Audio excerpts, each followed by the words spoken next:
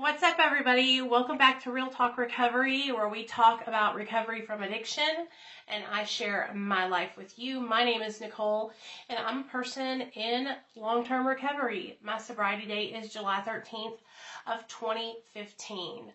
So I have gained quite a few new followers. And so what I thought we could do is we could go back over a little bit of my story. What I was addicted to, how I got addicted to drugs, what my life was like before drugs, what my life was like during drugs, and what my life is like now. So if you're somebody who is new to my TikTok account, welcome. I am so glad to have you here, and you're in the right place. If you need recovery support and, you enjoy content about recovery and addiction, then stick around. You will love Real Talk Recovery. And for those of you guys that don't know, I am Real Talk Recovery on all social platforms. You can find me on YouTube. I have a whole YouTube channel with over 1,000 videos of me just sharing my life with you. I am also on Facebook. I have Real Talk Recovery with Nicole, the Facebook group. I am on Instagram under Real Talk Recovery. And so you can find me everywhere. I also do a lot of videos with Dr. B on his YouTube channel. And his YouTube channel is Dr. B Addiction Recovery. Also, let me go ahead and plug this to let you guys know. Every Sunday, we are going to be live on Dr. B's channel, Parham and Dr. B. I always come on and put my 2 cents in also, but they're the main focus of the live stream. Every Sunday at 1:45 PST, Pacific Standard Time. Okay, and you guys can ask questions. We want to encourage you guys to get up there and ask questions. That's why we're doing this every single Sunday. Okay, all right. And so also, you guys can find me live streaming here on TikTok almost every single day in the evening around this time. 6 to 8 o'clock is usually when I jump on and go live and get serious and share, something with you guys, or we do recovery support group meeting, or we just talk about what's going on in life. But like I said, there are tons of new people that have found my account. In fact, let me look it up real fast and I'll tell you guys. I think I gained like over 2,000 followers in the last couple days. Which is, it's a blessing. It's a blessing. I'm always so grateful, you guys, to have you guys here. Like, I'm so freaking grateful. So yeah, I went from like 50-something thousand to 60,000, pretty quickly. Okay, so, but that's neither here nor there. Why I'm doing this is because I want to introduce myself to those of you guys that are just now finding my account. So, first of all, I've been sober for 5.5 years. I am an advocate for medically assisted treatment. I am currently on 2 milligrams of Suboxone, and I started out on 12 milligrams. So, I'm working on a taper, but I'm doing it really, really slow. I also work in the recovery field. I work for Dr. B, helping him with his social media and answering the phones for him for his treatment center. And I love helping other people with their social media platforms. I love, being active here with you guys. I love sharing my story. I love being a mom. I love all of it. But I would not be here today if my son was not born. He saved my life. So I was in active addiction from the time I was 17 years old till the time I was 32, I think. Wait, I'm 39 right now. I got 6 years sober, 6, 7, 8, 33, 32 and a half, 33 years old is when I got sober. So I was in active addiction for like 13 years. My drug of choice was methamphetamine intravenously, oxy intravenously, and benzodiazepines. Did I do other drugs? Yes. I shot cocaine, I smoked crack, I smoked marijuana, I drank alcohol. In fact, there was a point in my life where I became an alcoholic. I got in trouble. Oh, let me start over. I don't want to tell y'all that yet because I got to tell y'all the whole story. So, buckle up. Go get yourselves a snack. If you know somebody who would love to hear my story, share this video out to them, and let's get into it. This could take a while. So, I was born Nicole Marie DeMayo in Long Island, New York, to Mark and Gina. My mom and dad actually met in the Air Force. They were fighting over the last piece of pizza. So, just so y'all know, everybody in my family loves to eat. I'm half Italian and I'm half Mexican. I was doomed with the genetics of a fat girl. Okay? Okay. So, they gave birth to me up there in New York, and my mom looked at my dad, and my dad looked at my mom, and they were like, we want to raise a family somewhere safe, where we can buy land, and we know our daughters will grow up, and, you know, it's a little bit slower than here in New York. So, what my mom and dad did was they moved back to Jacksonville, Arkansas, where my parents were stationed in the Air Force when they met. Long Island, New York. So they moved back to Arkansas, and my mom became a stay-at-home mom. I was the firstborn, of course, and then shortly after, I think 15 months later, my sister was born, my sister Michelle. And then 20-something months, or maybe almost 2 years later, my baby sister Christine was born. So I'm the oldest of 3 girls. It's Nicole, Michelle, and Christine. So, growing up, you guys, I had the best childhood. My parents are amazing parents. They love me so freaking much. They love me and my sisters a lot. I wasn't spoiled. We weren't rich, but my dad worked really hard for the money that he made. My dad actually worked for the Postal Service, and he started out as a mail carrier and worked his way up to a postmaster, okay? And so, he worked his way up slowly and eventually became the postmaster, and so he wasn't having to go out and mail. But he mailed mail for like 10 years, you guys. I can remember being a little girl and him coming home from work and telling me and my sister stories about how like a pit bull or a big ass dog would chase him. Like he said, he'd be walking down the fence and the dogs would just be chasing him. He's had to jump fences many a times. And for those of you guys that don't know, my dad is a big muscle man. Let me show y'all a picture of him. His name is Mark, and he don't play. He is strict, very controlling Italian father. Yeah, that's how I grew up. I grew up with a dad who don't play. Let me see if I got a picture of us together. And my mom is a little Mexican lady. See, here's a picture of my mom and dad. My mom had to learn how to speak English because she was actually, her first language was Spanish. And so, for those of you guys can't see that, I look exactly like my dad. I am a spitting image of my mom and dad split right down the middle. But I really, really do favor my dad. There I am right here in the corner. But that's me and my sister Michelle, my cousin, my Nick. Nick is my nephew. Here's a picture of the story I'm telling you guys right now. So that's a picture of me and my sisters. That's me right there with the short hair. Okay?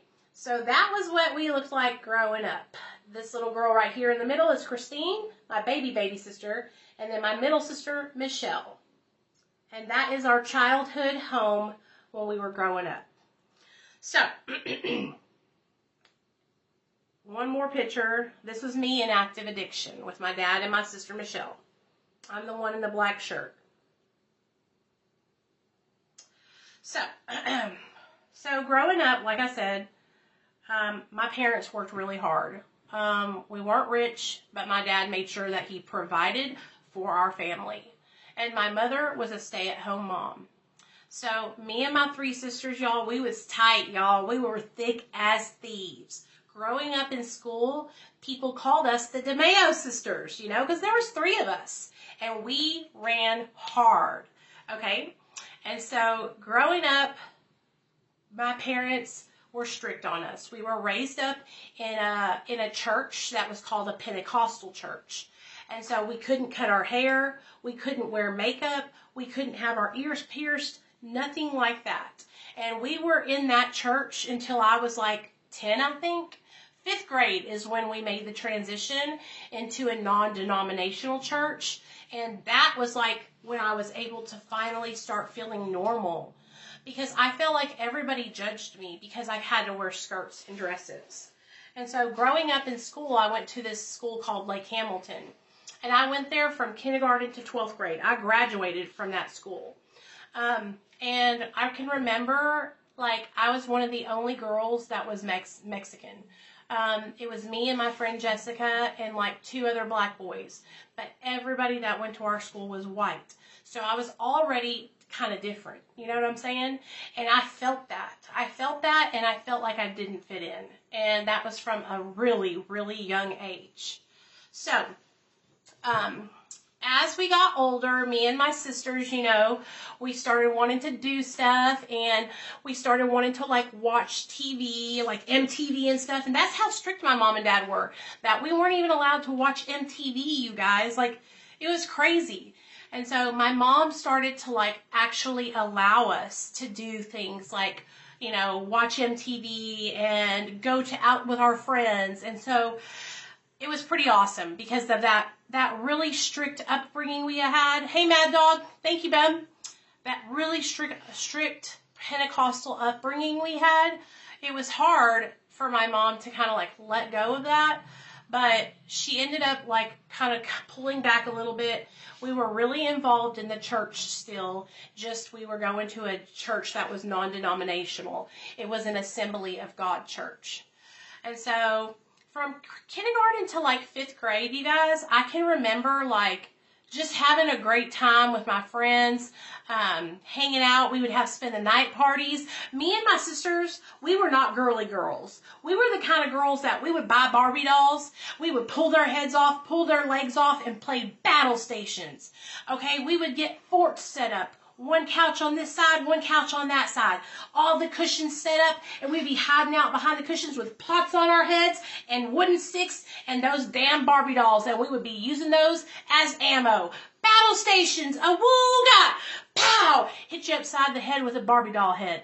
That's how we rolled. We were crazy growing up. My mom and dad actually turned our garage, they closed it in and turned it into a playroom for me and my sisters because we just needed it. We needed it. We spent our life, you guys, when we were kids, going outside and playing in the tall grass until the sun went down. I remember coming inside and being covered in ticks, sea ticks, and my mom would be like, "Oh, mija, get in the shower," and she would have to de-tick all of us.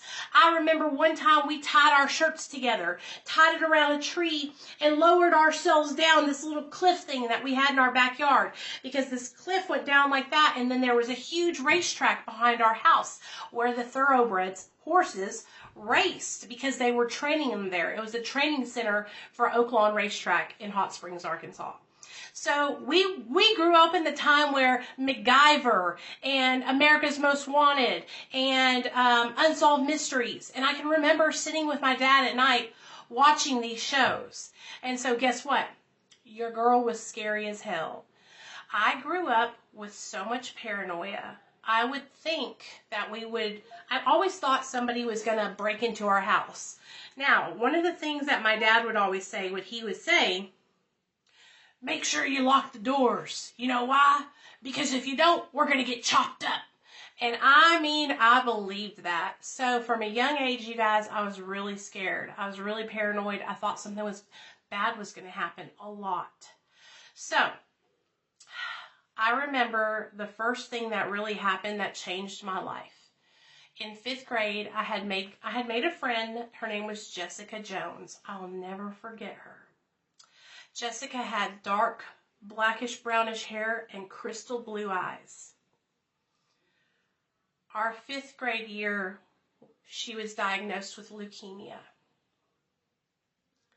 She ended up getting chemo, radiation, whatever it's called. And her hair fell out. So me and my sisters went and got beanies and we wore them to school so she wouldn't be the only one wearing them to school. I remember going to her house for a spend the night party. And her mom had a boyfriend and he was fucking really mean. And he was yelling at us and we all ran and we hid. And that was the first time I ever experienced like being at one of my friends' house and them not having the same kind of parents that I had. You know, my mom and dad were like super, just really nice, responsible. They didn't drink, they didn't do drugs, nothing like that. And so going over to her house and experiencing that, him being mean to her, him hitting her, them drinking alcohol, I didn't understand it, you know? So when we went back to school, we remained, you know, of course she was my best friend. She would come over to my house all the time. And she died. She eventually passed away from leukemia. And that was the first time I ever experienced death. And I was a 5th grader. And I was so sad. But I didn't understand it either. You know what I'm saying? So life went on. You know, life went on. She passed away. Of course, I was very upset. I cried about it.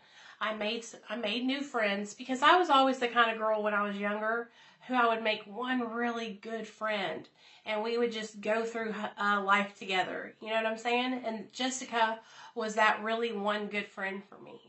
And so when she passed away, I made a new friend and her name was Marlene. And I'll never forget Marlene because me and Marlene went up through the grades together. We ended up starting to play fast pitch softball together. And she and her parents were so cool. They would let me stay the night all the time. And this is also the first friend that I ever met that was like, her parents were like rich.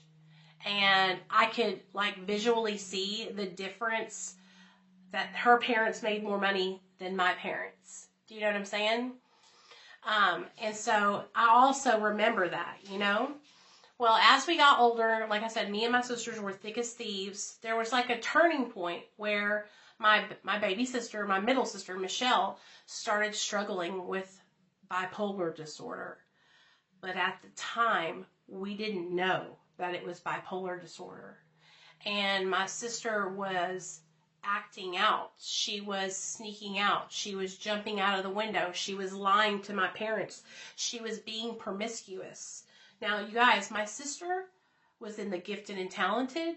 She made straight A's. Beautiful, beautiful girl. Okay? And so we're going to jump up to like 10th grade, 9th or 10th grade. And so my sister is starting to have sex and she's being really promiscuous. She's running away from home. And my parents cannot understand what's going on. They're like, what is going on here? You know?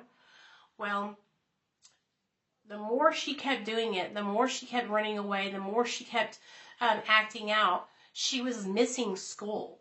And so the school came to my parents and they were like, if your daughter doesn't start showing up to school, we're going to have to call the cops on you and you'll get neglect charges. Y'all know how that goes. And so my mom and dad were not going to have that. So it got so bad that my parents had to have my sister Finn's petition. And what that means is where they sign over rights. Let's not sign over rights, but the state of Arkansas was responsible for making sure my sister got to school because my parents could not control my sister anymore. They did everything.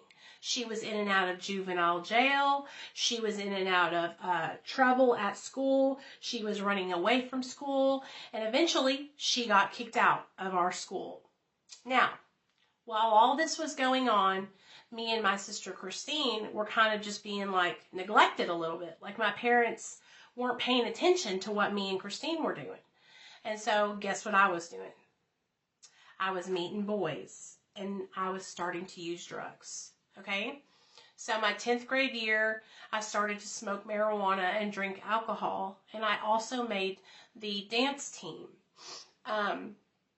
Hey, Carrie, congratulations. I made the dance squad, and so now I am feeling myself. And it's important for y'all to know this. My 8th grade year, I had gained a lot of weight. I was super chunky, and I was really fucking depressed.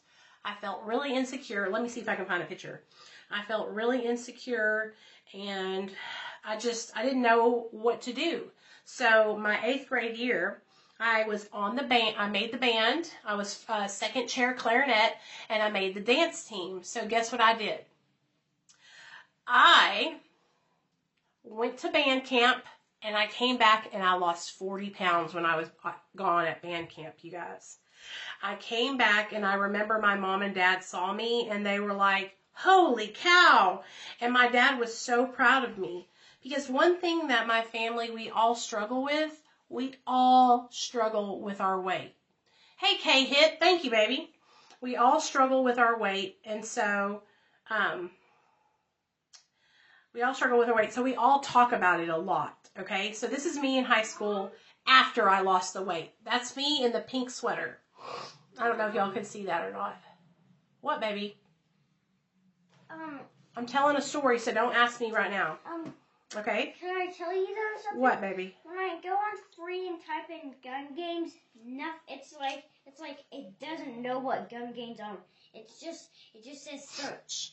Okay, will you do me a favor? Can you talk to your daddy about that? Because he's upstairs. I just did it. Okay, well, I don't know what to tell you. I don't know, Nate. Nate, go upstairs with Daddy. Go. And I'll fix it, okay? So, anyway, so I lost all the weight, and I went into my 9th grade year feeling like the most beautiful, badass bitch that you would ever see in your whole entire life. My confidence was at 1,000. But behind the scenes, my baby sister Michelle, and let me show you a picture of my sister Michelle. My sister Michelle was struggling with her mental health. My sister Michelle was bipolar. She was getting arrested. She was going to juvie. She was in and out of mental institutions. And it was getting bad, you guys. It was getting bad. So, what else happened? Let me think. I want to show y'all a picture of me when I was in my cheerleading outfit. Hold on. And so Michelle got kicked out of our school, and so I didn't have to keep, watching after her anymore because she got kicked out, and then my parents had to have her put into a mental institution. You guys, and it was hard. I'm the oldest sister. It was hard because I love my sister, and we were so scared. We didn't know how she was going to get better, and my parents didn't understand, and neither did me and my sisters. We didn't understand mental illness. We had never, I struggled with depression and anxiety, but nothing like my sister did when she had her bipolar, okay? And so we did not know how to properly help her. None of our family did. And so she had to go into a mental institution. Well, when she went into that mental institution, it was for 6 months. And my family, you guys, oh my gosh, it was the hardest thing I think I've ever been through, seeing my sister like that. They put her on so many things, so many medications, you guys, trying to get her mental health in line. It was really hard. That was me in my cheerleading outfit. And that's me as a baby with a stick-up hair. I want to see stick-up hair. See? So, okay. Nate, go upstairs. Take that upstairs, please. I'm doing a video. I'm telling my story time. Go. Yes, she still has bipolar disorder, but now she's properly medicated, and she does amazing now. She is so good. She might drop in because she always comes to my videos, live streams. So, my sister goes into the mental institution. I make the cheerleading squad. I've lost the weight, and I am feeling myself, you guys. That's when I met my first boyfriend, JR. Now, JR and me only stayed together for like 8 months. But y'all know how it is when you're young. I thought I had met the love of my life. Well, come to find out, he was just a stepping stone. And he ended up cheating on me with a girl named Rhonda. And it broke my heart. After he left, I found my boyfriend that I was with for 6 years, Robert. Okay? Robert was the one that I was like, I'm going to marry this boy. I'm going to marry this boy. And so me and my family, we were going to visit my sister in the Rose home. And they had actually put my sister on so much medication that they made her thyroid gland stop working. And my sister gained 90 pounds in 3 months, you guys. It was so scary. We didn't know what to do. We didn't know how to help her.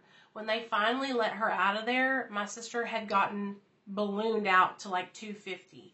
And she was young, okay? And so it really fucked her up. It was lithium that did that to her.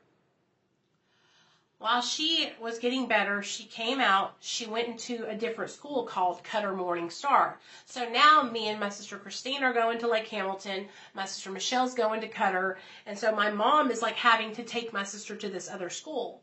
Now, in the process of all this, my mom got a job working at a school for developmentally delayed children. And y'all, my mom is the sweetest lady you will ever meet. She's just a loving person, and she takes good care of her clients that she had.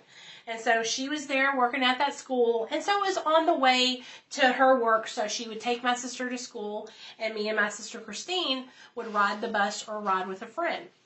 So things started to calm down once my sister got her bipolar disorder all balanced out. But little did my family know, I had been slipping through the cracks and experimenting with drugs and alcohol. And when I started dating Robert, I really started experimenting with drugs and alcohol because he was 1 year older than me, and he was also smoking marijuana and drinking alcohol. So now I'm partying like a rock star. I got this new boyfriend. I've made the cheerleading team. I'm on the band, second chair. I'm not popular, but I'm not like a nerdy nerd. So I'm kind of like in the middle, you know, where I'm like friends with everybody. And so I was feeling good. My confidence was like, you know, skyrocketing. And so I can remember what we would do is I would go to the games and I would have to play at halftime in the band. And then I would get done playing, hand the girl beside me my clarinet, and then I would run to the back and get in line with the dance team, because I was on the dance team, and do the halftime performance there. And so, like, I was on it, you guys. I was working it. Oh my God, is he the dude you lived in the trailer with? Who, Robert? Oh, no. This was when I was in high school, girl. That was LD. He comes after this. So, high school's going good, but I'm getting into some shit. I'm starting to use drugs. I'm experimenting. I'm smoking a lot of marijuana. I'm staying out all night. Well, I tried cocaine. So, my boyfriend went to a different school, so he wasn't there. So, I had this other guy that I really liked named Monster. And Monster had cocaine. And he brought it to school one day and gave me some in the locker room. And so the moment I remember trying it, you guys, I did it and I was like, this is it. This is what I've been looking for all my life. I felt amazing. I had energy. I loved it. I loved the way it made me feel. In that process, I had went to the doctor and I maybe had like 20 pounds that I wanted to lose. And as a teenager in high school, my doctor prescribed me phentermine. And I had a 30-day supply of phentermine. And so now I am giving Monster phentermine pills. He is a quarterback of the football team. I'm on the dance squad. We're popping phentermine pills, and we are speeding through life, y'all. He is out there on the basketball. He was a point guard, and he was on the football team. So he is on the basketball team, zooming, and I'm in the bleachers cheering for him, knowing my boyfriend Robert's at another school, and then he's on the football field, just zooming. For 30 days, we were zooming, y'all. It was so crazy. And so, anyways, that prescription ran out. I lost my 20 pounds, but this opened up my love affair for stimulants, you know? And I was young, and I liked it. I liked the way stimulants made me feel. I remember my junior year, my dad bought me my first car. Now, don't get your panties in a wad. It wasn't like he went out and bought me a freaking 2001 Mustang like all the other girls in my school. I went to school with girls whose dads bought them brand new vehicles. Like there was these three girls, Mary Kate, Melissa, and what was their big sister's name? Michelle. Three daughters, just like me and my sisters, and their mom and dad bought them all brand new Cougars. I will never forget it because I thought, damn, they are so cool. I remember Mary Kate, she was the sweetest sister. She was the youngest, and she had a maroon cougar. Her sister Melissa, who was the middle sister, had a silver cougar, and her big sister had like a blue one or something like that. Me and her middle sister were on the dance team together, and then the next year, Mary Kate made the dance team. So we were all on the team together. But their parents were like, you know, they could do that. They could buy them brand new cars, all three of them, and it wasn't nothing but a thing. Well, guess what my dad bought me? Can y'all guess? A 1982 Toyota Cressida. Let me show you what it looked like. I remember I cried, y'all. I cried. I said, Dad, I was born in the year 1982. What the heck? Okay. What, Bubba? I forgot that I want goldfish because. Oh, let me find a picture because it was. Here, you can eat those. My dad had gotten the windows tinted, and he put a system in it, but still, I felt so embarrassed, you guys. Let me show you a picture of it. This was exactly the color of it. What, Nate? Tell Dad, I'm right here on my thing. You know what I'm doing? I'm busy right now. Well, what? I want. That was it. I don't have any goldfish, Nate. So we'll have to eat what we have. At like the gas station. No. So I got my Toyota Cressida. I was embarrassed. I was crying. But I made it work. My dad, like I said, he tinted the windows. He put a little system in it with a CD player. And yeah, it didn't look bad. You guys, it wasn't bad at all. It was actually a really nice car. But I was young and all my friends were getting brand new cars. I wanted to fit in with my friends, you know. So, let me keep going. So, now my sister's out of the mental institution, okay? And I have to take all my sisters to school. We're all riding together now, okay? So, it's me in the front seat driving, my sister Michelle right here, and my baby sister Christina in the back. And I'm going down the road, and I'm at the stop sign, and I'm going to turn to go. There was no stoplight, so I'm stopped, and I'm going to turn left. Guess what happened? I pulled out in front of somebody, and they T-boned me. Bam! Right in the middle. And I totaled my car. I didn't even have it for 60 days, you guys. My dad was devastated. He was so upset. He was like, I'm never ever going to buy you a car again. And he meant it. He didn't buy me another one. So that was my junior year. I started just riding with my friend Jerry. My best friend Jerry was gay. And y'all, I'm telling you, this boy, I knew he was gay since the day that I met him. But he didn't come out of the closet until after we graduated high school. And I'll never forget it because he was like, Nicole, Jessica, I'm gay. And we both looked at him. We were like, we already know. You know, because he would be out there twerking with us. We would go to the clubs together and pop, lock, and drop it. I mean, we were just on it, y'all. He was my best friend. He's still my best friend. I just talked to him the other day. I love him. He calls me. We check on each other. He would come over for Christmas dinner every year. Like, this dude was like my best friend through life, okay? So, anyway, Jerry started taking me to school every day, so I was okay. So, junior year, I'm starting to get real froggy, y'all. I'm drinking, I'm smoking, I'm doing cocaine. Shoot, I've even tried methamphetamine, okay? And I am out of pocket. My parents are starting to notice my behavior. I am using drugs, coming home, and I am high. And they can see that I'm high, okay? And so my mom and dad started to confront me about it. They're like, Nicole, we're worried about you. Nicole, do you have a problem with your addiction? And I'm like, no, I'm fine. But my parents can tell. My junior year, I got arrested, you guys, because I was drunk at a basketball game.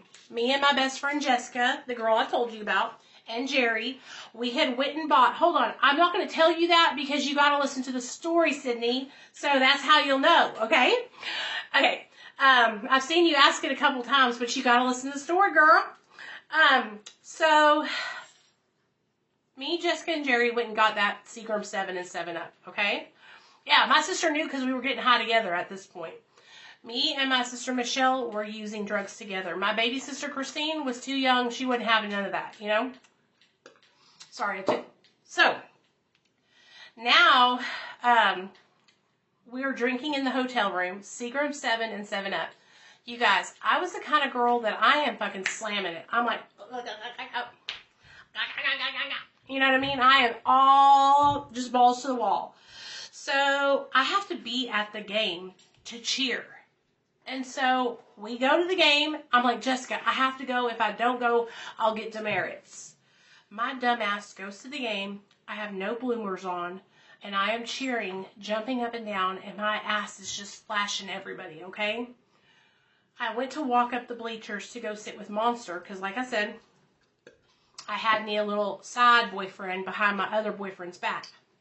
I almost fell on the coach's wife, and that tipped them off that I was drunk, okay? They probably already knew. Mom? Mm-hmm? Can you get me my, that thing that Dad was just eating? Uh-huh. That, like, egg and, potato and something else? Mm-hmm. The one he was just eating, can I have one of those? Mm. Is it in the garage freezer? I don't know. Will you ask Dad if we have it? Because I don't know. He said yes. I asked him, do you have any more? So long story short, I end up getting arrested, okay? Hold down. I got arrested for, He said it's in the freezer okay. in the garage. Okay. I got arrested for being drunk, and my parents had to come bail me out of jail, you guys. It was bad. Now my parents know that I have a problem. Like, it's out there. It's in the open. I have a problem, and my mom and dad, now they are knowing it. You know, now they are on to me, okay? So, excuse me. They confront me about it. They pick me up from the drunk tank, and they ask me about it. And instead of admit to them that I have a problem, I start trying to blame it on my sister Michelle. I'm like, well, Michelle's using drugs too. You know, Michelle's getting high too, and I'm kind of trying to deflect from what's really going on. And so somehow, some way, I got my parents to kind of not focus on that anymore. And I ended up graduating high school with barely. I graduated with all D's, y'all. All D's for DeMayo. In the process of me graduating with all D's, my grandma came down from New York to see me graduate. And I remember my dad was so upset. My senior year, I got really, I started abusing methamphetamine. And when I graduated my senior year, I was addicted to methamphetamine. I thought I was going to be able to go to college. I thought I was going to be able to make something of my life, right? You guys, I was a full-blown drug addict my senior year.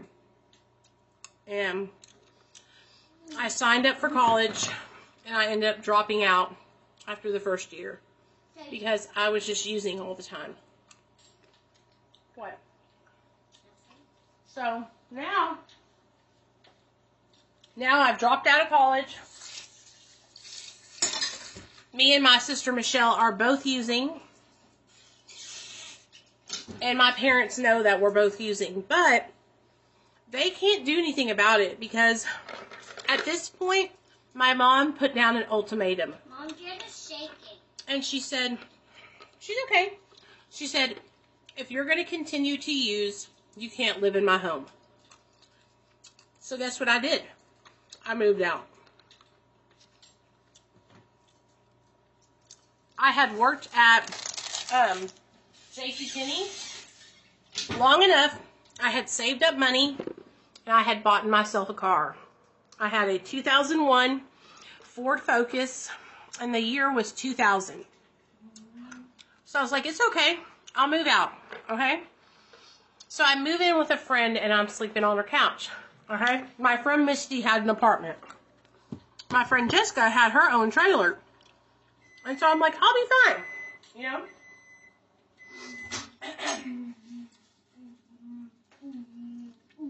My friends, Jessica, Candy, Jerry, they're not drug addicts. So they cannot handle my behavior. Like, I'm really screwing up, you know? And they're wanting to help me, but they don't know how to help me, you guys. So, like, I moved in with my friend Candy, and she got so upset with me, she kicked me out of her house and told me, you know, not to come back around until after I got sober. And so now, like, I am burning bridges with my friends. Like, my friends are getting upset, and I'm not even 21 years old yet, you guys. Hey, Lisa, I'm not even 21 years old, and I'm already losing friendships because of drugs. Why? Why did you do that? Why It's did ready. you have to do that? Give me a new spoon. Why? No, I'm not going to eat your little stupid slobber on it. Nate, give me this blanket and go.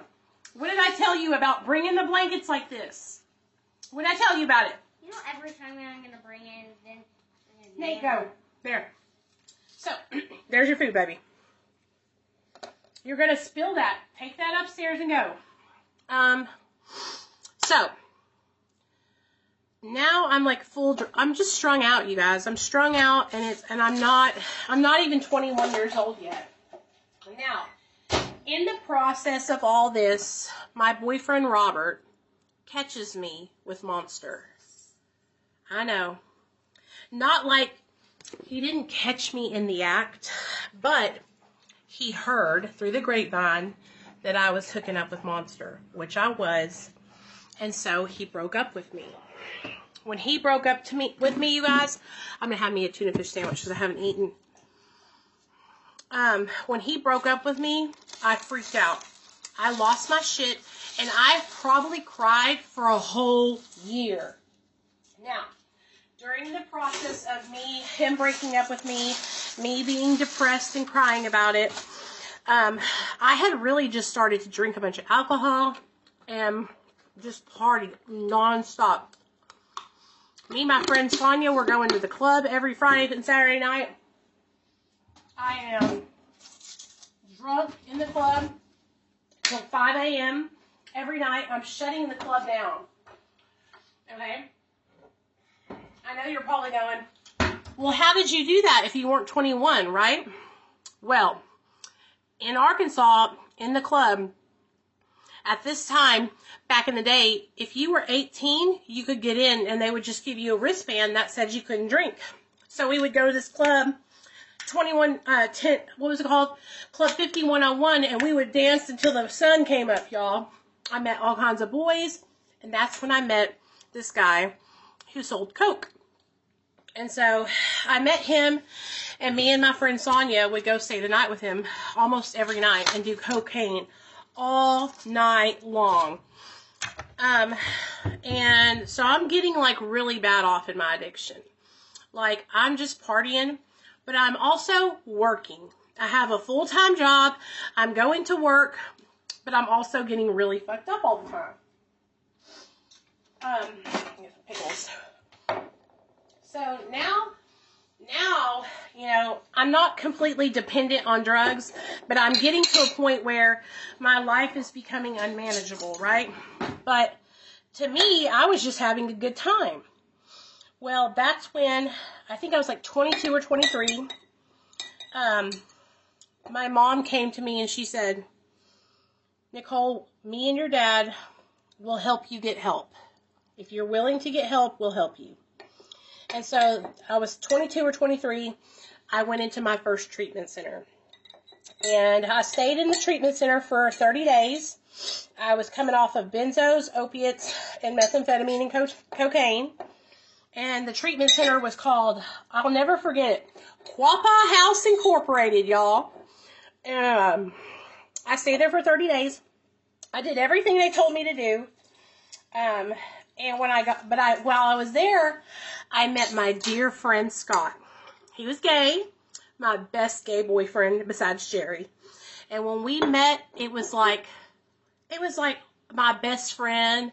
We had just been stuck together like glue. We just didn't know each other until that moment. You know what I mean? And so, in the treatment center, we were assigned to cooking. We were in the kitchen, so that was our chore, to cook for everybody. So, baby, we would go in there. We would turn the radio on, and we would be listening to Madonna. We had Madonna on his CD, and we would listen. Like a virgin, hey, touch for the very first time, bogan and everything. Like a virgin. We were on it. We had so much fun. We cooked for everybody, and I loved that treatment center, man. I learned so much in that process. Also, I forgot to tell y'all this part. In the process of my crazy life and doing drugs, my friend Nikki, who is also a really close friend of mine, ended up committing suicide. And so now, like, shit's just going on. Like, my life is just, it's starting to fall apart, you guys. It's starting to get really chaotic. And I met my boyfriend, LD. So me and Robert stayed broken up for a year, and then I met LD. I met LD at his cousin's house because it was a meth house. And I went over there to get high on meth. And he had come out the back bedroom. And he was so fine. I'll never forget it. He had dark brown hair and green eyes. He was half Italian also. And I just remember seeing his face and being like, I'm going to be with him. He's going to be my boyfriend. But little did I know he was fucking homeless. But that wasn't going to stop me. And I made him my boyfriend. And we moved into this shitty little one-bedroom efficiency where the roaches had roaches. Okay? It was really fucking bad. And we ended up, my parents came out there to see me. And that first treatment center I went to, you guys, like, I wanted to get sober and I knew I had a problem, but I hadn't gotten to the point where my life was, like, so bad that I was, like, willing to all the way make the changes. I still thought that I could do what I needed to do and handle it. So I went to that treatment center, I got out, and then I relapsed, like, 90 days to 6 months later.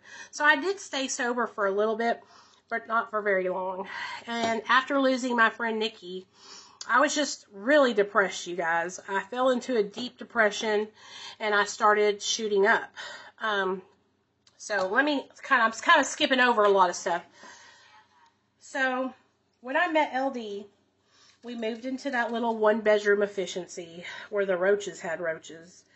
And it was just disgusting. He had no job. He had family that was not worth nothing. And yeah, it was really bad, you guys. He had nothing. He had no support system. And so when I met him, what did I do? I saw him and I said, I'm going to fix him. I'm going to take him under my wing and I'm going to help him get his life together. He was on probation he had a felony record, possession and some other bullshit. And so I was like, I'll help you get your probation taken care of. I helped him pay off all his fines.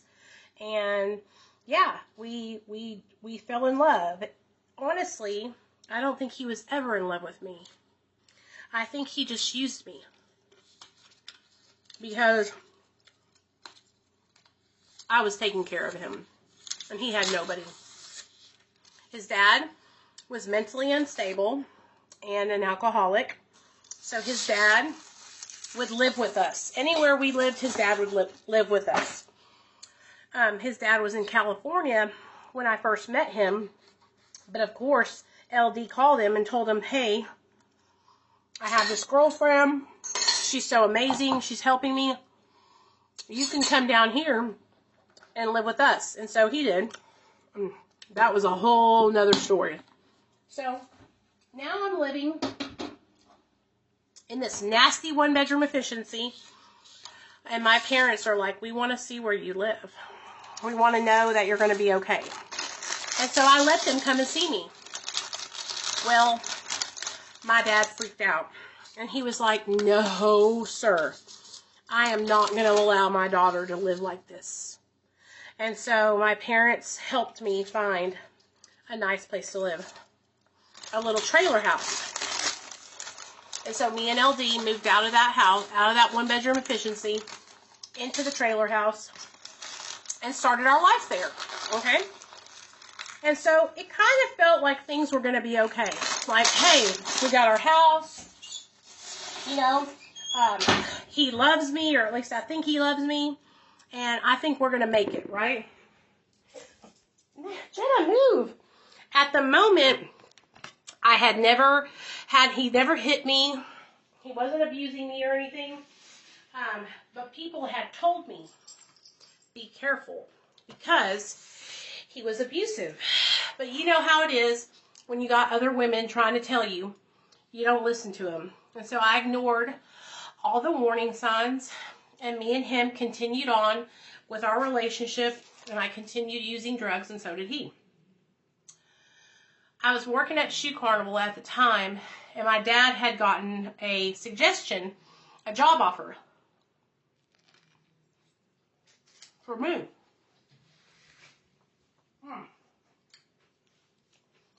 To come work at the revenue office.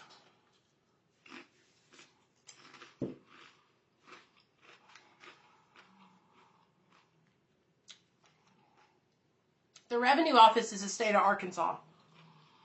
And so I'm like, hell yeah. So I put in my 2 weeks notice at Shoe Carnival, and I went to the revenue office.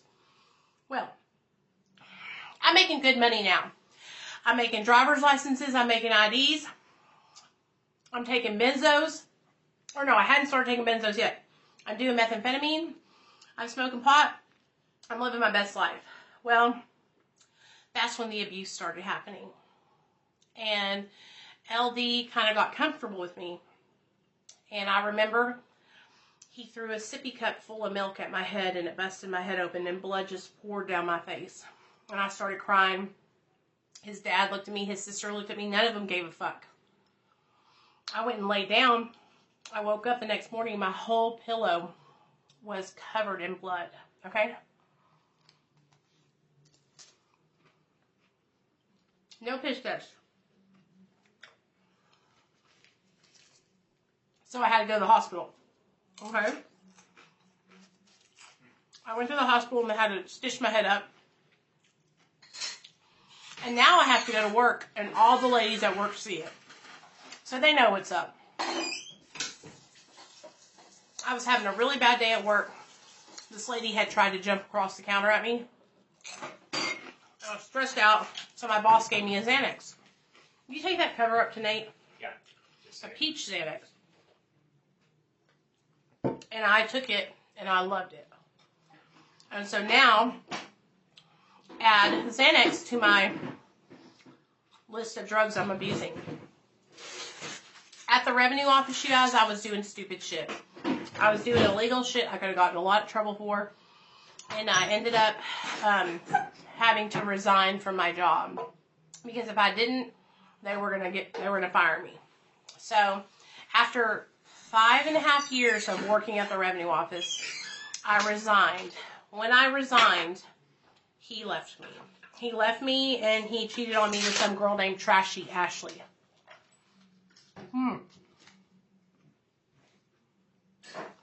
When that happened, I was free now. And so I moved in with my friend Nicole. Me and her boyfriend, were all shooting up. We were shooting up. Yeah, he robbed me. I went to bed because I came home. I was working 2 jobs at the time. I was working at the revenue office, and I was working at Sonic. I came home from my second job, high as hell. I was taking methadone and Xanax at the time, and I was just nodded out. I went and laid down, woke up the next morning, and I had been robbed blind. All my diamond jewelry was on, and I had a lot of diamonds, you guys, because I was building my credit at this time. I had a JCPenney, Zales, any credit card I could get, I had it. I was also buying people like drug dealers and stuff, my stuff, you know, to pay for drugs sometimes. Like I had my life together in the sense that I had a car, I had a good job, I had good credit. Like my dad had always taught me and was helping me build my life like that. But I also had a really bad drug addiction. And so when I woke up, all my stuff was gone. All my valuable stuff was gone. And I was calling him and calling him and calling him. Guess what? He never answered. That's when his sister called me and told me he was with Trashy Ashley. I'm like, fuck you. I'm out of here. And I took everything. Everything was mine anyway. I moved out. But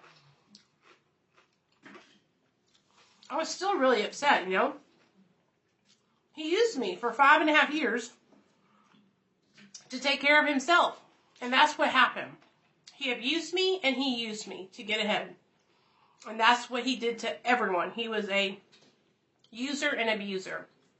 He's dead now. He died in a car accident like 7 or 8 years ago. Because his friend was drinking and driving. He was in the passenger seat. They flipped their Jeep and he was ejected from the vehicle. But he was horrible. He was a horrible person, a horrible boyfriend. Like I said, he beat me all the time. I thought that I deserved it. I was a battered woman. I didn't leave because I thought I deserved it. My dad would beg me, please, Nicole, please, we'll help you get better. We'll put you into treatment. You can move back home with us. But I stayed with him because I was brainwashed into thinking that that was all I could do was be with him. And so when he left me, I just said fuck it, and my addiction got really, really bad, and I started injecting, and just life went really, really downhill really, really fast. It's not even it's just now about to be 2007, right? By the time 2008 rolls around, I am running the streets with my friend Nate. He's manufacturing methamphetamine. We got this black guy named Quincy that we run around with. He's helping us deliver methamphetamine to everybody. He's got a fucking pacemaker and he's banging dope with us. And we are just running Hot Springs, just cooking meth, right? Well,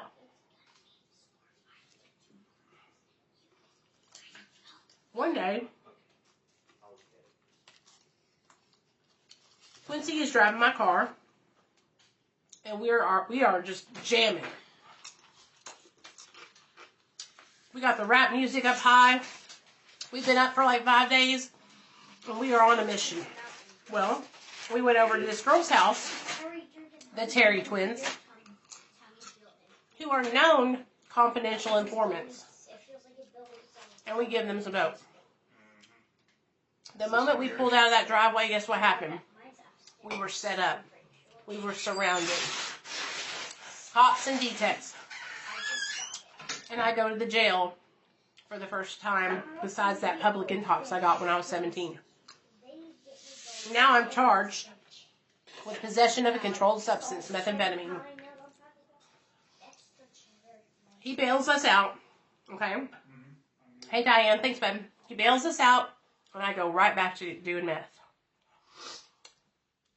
I meet with my public defender. My parents freak out, y'all. My dad can't believe it. I make the front page of the newspaper. Everything's hitting the fan. My public defender gave me 3 years probation. I get on probation. I cannot pass one drug test. I think I passed the first one, and that was it. Quincy bailed me out. Quincy called this tweaker. This tweaker put up his Harley Davidson motorcycle and came and bailed us out. So, they put me on probation, you guys. I can't pass a drug test. for 3 years. For the first year, I'm just failing drug tests. I think it was probably like 10 months into my probation. My probation officer was like, this is it. This is your last chance. I'm sending you to treatment. Okay? And so this was my second treatment center. Where's my switch? Nate, I don't know. Upstairs, I'm here. Where wasn't it down here before? No. Did I give you it because I was mad because that didn't work? I thought you took it with you. I don't see it, Nate. And then I left it right Go look on the couch. So now, yeah, Quincy, you guys, he ended up jumping. I never seen him again. They offered him 20 years on a habitual offender offense because he had got busted cooking dope many times and get all kinds of trouble. They offered him 20 years and he jumped and never came back. I never seen him again. I get sent to treatment at South Arkansas Substance Abuse Center in El Dorado, Arkansas. I stayed there for 30 days. Now, this is the story when I tell you guys about my worst withdrawal ever. This is that time, okay? Hold on, guys. I stay there. I'm doing good, right? I'm doing good. I'm listening to everything they said. Now, listen. He disappeared, Barley. I never, ever seen him again. Click the menu. Hold on, guys. Menu and fill out new patient forms. Okay. I never seen him again, ever, okay? And so now I'm in rehab. I'm in rehab. No, you guys, I don't know what ever happened to him. I'll have to find his last name. I think it was Smith, Quincy Smith. And he was a black guy, and Hot Springs, Arkansas is where it was. But I have no idea, never seen him again. So I go to treatment, and I'm listening to everything they say for me to do. But my detox was awful. At this time, I was coming off of benzos, opiates, meth, and I was so sick. It was also one of the first real withdrawals I ever really went through. So now, I'm in treatment for 30 days. I'm getting to know everybody. They all love me. They want me to stay in El Dorado. Okay? My counselor, right before I graduated, she was like, stay here. We'll put you in we'll put you in sober living. We'll help you find a job. We'll talk to your probation officer. This will be great for you. This will help you change your life. I couldn't see it. And I went back to Hot Springs. Worst decision I could have made. And I relapsed. I relapsed the minute I landed in Hot Springs. Went back to Hot Springs. I came in and I told my probation officer, like, I'm high. I'm not going to pass my drug screen. And so she revoked me and sent me to prison. She said, I'm going to put a warrant out for your arrest. You can leave and come to the jail and turn yourself in or whatever. I paid my warrant so I could stay out 30 more days.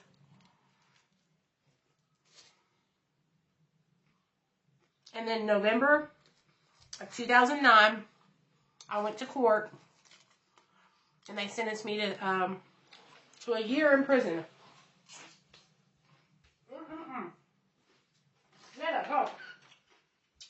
So now, I'm going to prison, y'all. When I went to court for my prison sentence, I took my keys. I put them in my little gas tank thingy. I had 7 bars of Xanax. I went to the jail, or to the courthouse. They sentenced me. I took my bars, and they took me to jail. I called my mom when I got to the jailhouse. And I was like, okay, this is it. I'm going to be here for a year. I love you guys. Now, you guys, my parents always supported me. They always offered help to me. But they weren't going to allow me to live underneath their roof getting high. They had their boundaries, and they had set them when I was young, you know? So now, my parents are devastated. Like I said, I'd only been to jail when I was younger for like a public intox, and that was it. And so, my mom and dad were crying. They were upset for me. I said, don't worry. Please just keep money on my books. I'll be fine. You know? And so, my mom and dad put $50 on my books while I was in jail. Every 2 weeks or so, they would do that so I could get commissary. I stayed in county jail for like 90 days. I think 60 to 90 days. And then they transported me to the prison. Now, I'll never forget it, you guys. I was in prison. I was getting to know everybody. I was getting comfortable. I handled it just fine, y'all. I'm the kind of person, you can put me in any situation, and I am a chameleon. I can adjust to my situation. And so in prison, I did fine. I had no problems whatsoever. I worked my job in laundry. I fucking did what I was supposed to do, and I got out.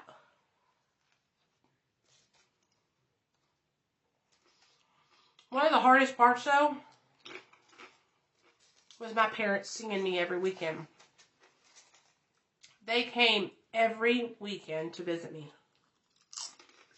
Now, at this prison, your visitors could come in there, and what you would do was, they had 2 chairs set up. It was in the gymnasium. 2 chairs where my parents would sit and a chair where I would sit. And we'd have to sit there with our hands on our laps. We couldn't hug them. Nothing. But we could visit for like 3 hours, 4 hours. It was a long visitation. But every visitation, you guys, we would have to get strip searched. Yeah, so the way it worked for my year, you guys, was, yeah, it was a year. It was maybe a little bit shorter than a year, but almost a whole year. Because I was on good behavior. And I had time served at the jailhouse as a county. So my parents would come and visit me every single weekend. I remember my first visit with my parents. My dad was so upset. He was emotional. Asking me why couldn't I just quit. That's one question my dad always asked me. Why can't you just quit, Nicole? Why can't you just quit? And I would tell my dad, I don't know. I don't know. And I was 4.5 hours away, and they would drive every weekend to see me. All those friends I thought I had, guess what? The only person who wrote me was my gay friend Scott, the one I met in treatment. The only one who wrote me. When I got out of prison, my mom picked me up. And Scott was waiting for me at the halfway house that I moved into. He was waiting there with a brand new Vince Camuto leather purple purse. Because he knew leather purses were my favorite and name brand. Sorry guys, I was hungry. So, I'm all done now.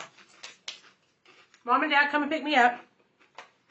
My mom tells me Scott's got a present for me. Okay? And he's going to meet us at the Mexican restaurant. We're going to go out to eat, and then I'm going to move into the sober living. When I get there, I see Scott with this big old Cheez-It and grin on his face and a Dillard's bag. And he handed it to me, you guys, and I just cried my eyes out. I just broke down crying. He cared about me so much. He was such a good friend to me. He had my back all through prison. I will never forget him. So, I moved into this sober living house, and For the first 9 months, you guys, I did so good. I got a job. I went to all my probation visits. 6 months I was on probation, or parole. And then my case was closed. So I walked out my parole. I got a sponsor. I started going to meetings. About 6 to 8 months in, I moved from the sober living house into my own sober living apartment that was also connected. So now, but it's still a part of the sober living. And I am doing so well. I'm working the 12 steps. I get promoted to assistant deli manager at Kroger. I mean, I am doing the damn thing.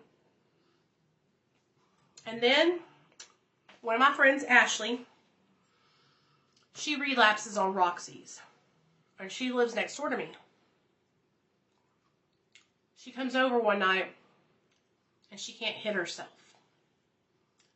So I inject her with Roxy. And that's when I decided I was going to relapse also. And so I started snorting Roxy's. I'm snorting the Roxy's. I'm buying them from Gerald. I meet Gerald when I moved to Little Rock. He lives across the way in the big high-rise that eventually I move into. I'm relapsed, and roxycodone, oxy, opiates. I relapse, and my counselor doesn't know. And so I'm sliding under the radar for the next 2 to 3 weeks, okay? I'm sliding under the radar. No one knows what's going on. And I think I have everyone fooled, except I'm best friends with my counselor's daughter, Brittany. Brittany knows that I'm relapsed. And eventually, her mom says, Brittany, tell Nicole I need a UA from her. I haven't seen her in a while. And I look at Brittany and I was like, girl, you know I can't pass. What am I going to do? And she was like, you can always move in with me. And so I packed my shit up and I moved in with my counselor's daughter. And I'm paying her damn rent. I'm like, her rent was like $800 and I'm paying $400 a month just to have a bedroom. Okay? So I move into her house. I'm full-fledged relapsed, you guys. I'm shooting Roxy's. I'm shooting meth. I'm relapsed, right? And so that's when, now during this process of me living at the sober living, guess who I meet? Joe with the one leg. Little did I know, I didn't know he had a one leg. Before I move out of my apartment, while I'm like doing the do, I meet Joe at one of our sober living meetings, okay? We had to go to like AA meetings or whatever. We're outside smoking cigarettes, and I look over to the right, and there's this dude. He's bald. He's sleeved out tattoos. He has a white V-neck polo shirt on, dark washed blue jeans, and a pair of Timberlands. And I'm like, damn, he's fine. So I'm very forward. I write down my number, call me sometime, and go over to my apartment. Well, you know he didn't waste no time, and he called me. So now we're undercover. He's sneaking over to my apartment. Well, one night, it was the day we were going to make love. This is before I get kicked out. I forgot this part. You know, we're going to get it on. And so I'm getting naked. I'm on my bed, and he's getting undressed, and he's going to crawl on top of me. And that's when he takes his pants off, takes his leg off, puts it to the side, and then gets on top of me. And I'm like, hold up! You weren't going to tell me you didn't have a leg? You weren't going to tell me you didn't have a leg. Okay? And he's like, well, I was embarrassed. I didn't know how to tell you about it. I'm like, I would have never known. I would have never known, you guys. And so we are getting it on. He puts it in. And that little leg is just going. I'll never forget it. I loved him though, and it didn't bother me that he only had one leg. He did everything. He could do anything with that little leg, okay? But he didn't tell me until right when we were getting the doo-doo. So this little leg was just going. Y'all, we are still friends to this day. In fact, I just called him like a week and a half ago to check on him to make sure he was okay, because unfortunately he's in active addiction still. And so we're doing the do, and he gets caught at my apartment. Now, he went to the feds, and so he was on like house arrest, or he had to be at the sober living house, right? And he has that little thing on his ankle, okay? And so, on his good ankle, on his real ankle. So he has that little ankle monitor on him. And so they're like tracking him where he's going, right? And so they realize that he's out of pocket and he's over at my house, right? And so he gets in trouble and they send him back to jail. And so now he has to do a mandatory 90 days in the jail, all right? And so while he's in jail, I move out of the sober living. I move in with my friend Brittany, and I am going to the jail every Thursday to visit him and put money on his books. Ride or die, stop it. Ride or die. I am falling in love with him. We're writing each other letters, like 4 or 5 page letters. Like we're just coming together, you know? Of course, that's how it always is when a guy goes to jail, right? And so he gets out after 90 days, and we have established a relationship, you know? And so I'm going to his house every night. I'm staying the night over there.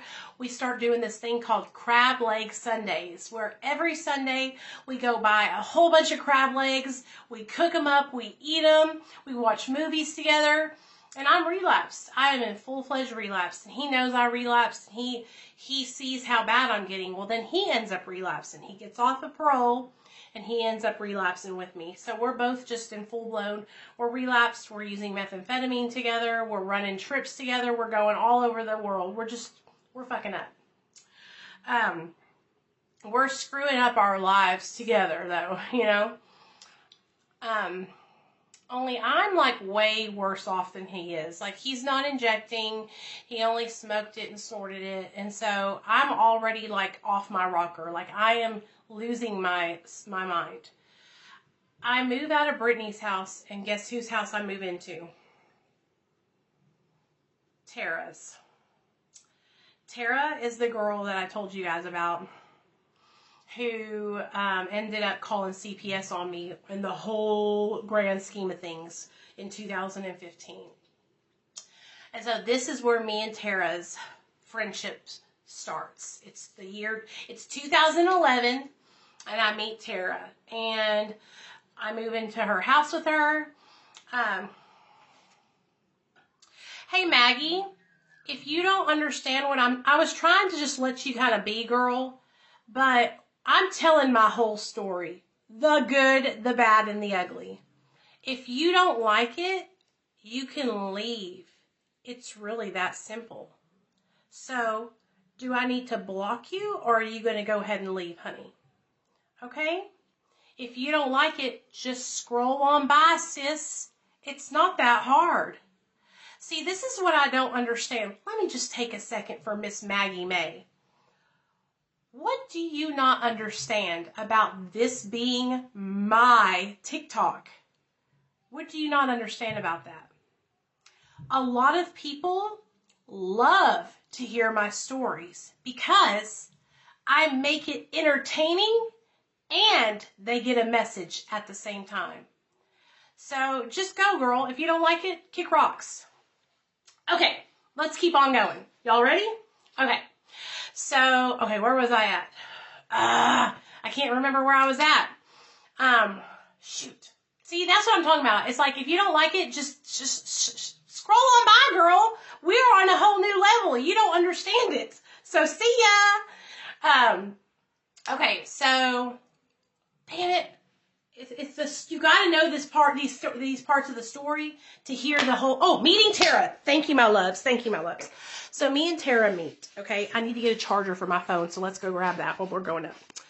Me and Tara meet, and I love this girl, you guys. Now, we're both in active addiction, so, you know, that also has a lot to say about it. My judgment wasn't as good as it could be. But I think she's amazing. She's crazy. She's wild. She's outgoing like me. I'm not going to be in here, so hush your little mouth, boy. She's outgoing. She's crazy. And we just join forces, okay? She lets me move in. I'm paying like $400 a month for rent. And I don't even have my own room, y'all. I am sleeping on the couch. But this is where, like, my addiction takes a whole new severity, all right? So now, let me get settled. Sorry. Now I'm living at Tara's house, you guys. And I don't know her zodiac sign, but just let me explain something to you guys. It's dirty. There's cat shit everywhere. There's just stuff strewn everywhere.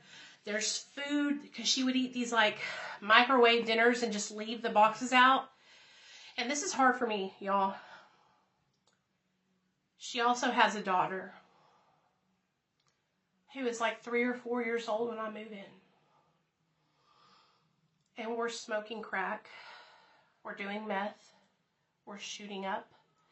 She's diabetic, so we have endless amounts of needles. And we're using, and her daughter's there. You know how when you're in active addiction and you try to like make excuses for it? You say, well, I'm putting the kids in bed, or, you know, we don't do it when she's awake. That little girl knew what was happening. Every time we would sit down to smoke crack, she would come to that table in the kitchen and want her mom's attention so bad. And it was because she knew that we were doing that.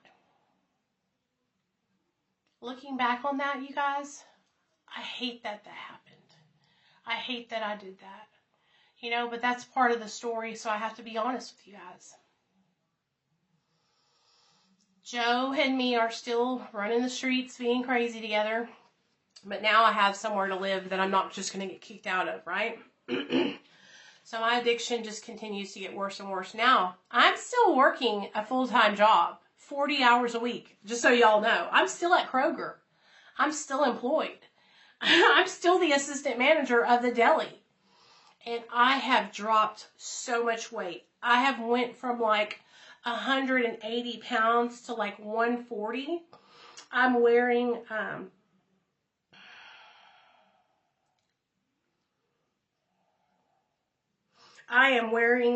long johns, okay? I just look so skinny. I'm going to show y'all a picture of me, okay? And I want people to understand something. Like, this is my whole story. I tell everything in my story. If that offends you or you get fucking butthurt over it, it's real simple to keep scrolling on.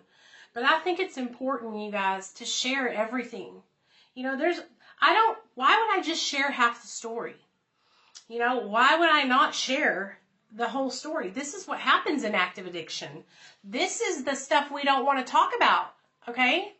This is why, because people come in and try to shame me for talking about it, you know? Why would you want to do that? Okay? I'm sharing all of it. All right? This is why people relate to me and understand, because I don't just say, yeah, you know, I was in active addiction, it was real bad. No, I'm sharing the whole truth and nothing but the truth, so help me God. And if it means me sharing some funny stuff about Joe taking his leg off, if it means me admitting that I used drugs while I was in a house with a young girl, that's why people can relate to me. And that's why some people don't ever get help from other people, because other people think they're too good. Okay? I'm not ashamed of my story. I'm not ashamed of what I did, because I have healed and I have came through it, and I'm a better person because of it. And I'm not going to let some stranger from the internet who thinks she's a Billy Badass come in here and try to shame me for telling my story. I don't care how many years you've been sober. You should know enough then to know what I'm doing. Okay, so let's keep on going. Okay, let me show you all the picture of me though. So, it's getting bad, okay? I'm still, like I said, I'm working a full-time job. I'm just really bad off. I am super skinny. I'm super drawn in. Got dark circles under my eyes. I'm wearing long johns everywhere. And you guys might think I look good right there, but I can see myself and I see the hollowness. I see the no soul coming out of my eyes. I see the sickness. I see how I am hurting. I see how I am, the pain in my eyes. I can feel it. I can see it when I look at these pictures of myself in active addiction. Okay? I know I'm super self-conscious about my weight now that I'm sober, but you know what?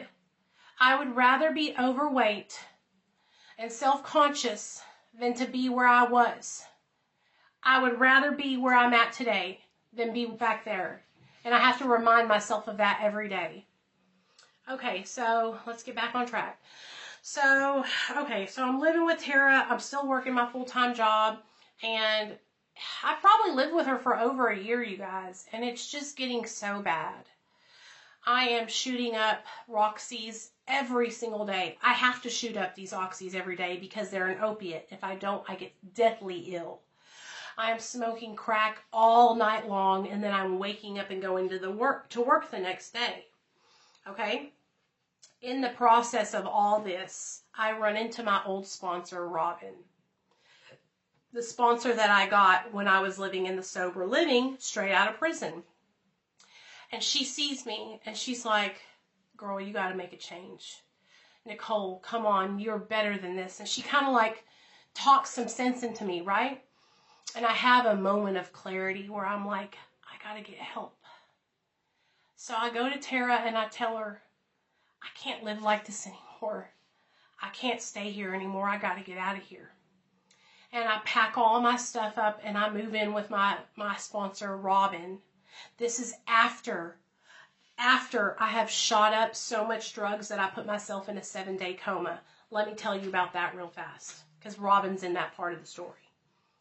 So like I said, I'm smoking crack. I'm shooting up every single day.